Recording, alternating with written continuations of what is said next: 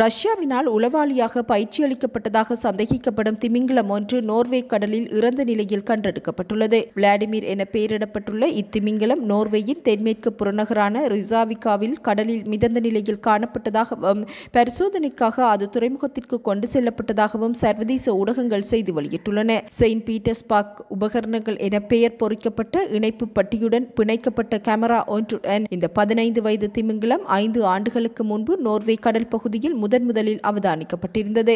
அதேபோன்று இத்திமிங்கலம் உளவு பணியில் பயன்படுத்தப்பட்டதாகவும் தகவல்கள் வெளியாகியிருந்தன. எவ்வாறாயினும் இது தொடர்பில் ரஷ்யா எவ்வித பதிலையும் அளிக்கவில்லை. பல ஆண்டுகளாக இந்த திமிங்கலத்தை கண்காணித்து வரும் மெரைன் மைண்ட் என்ற அமைப்பு திமிங்கலத்தின் இறந்த உடலை கண்டுபிடித்ததுடன் அதன் உடலில் காயங்கள் எதுவும் காணப்படவில்லை எனவும் அறிவித்துள்ளது. 60 ஆண்டுகள் வரை வாழும் இந்த பெலுகா வகை திமிங்கலங்கள் 5 முதல் 15 அடி நீளமும் ஏறத்தாழ 1500 கிலோ எடையும் இருக்கும் என தகவல்கள் வெளியாகியுள்ளன.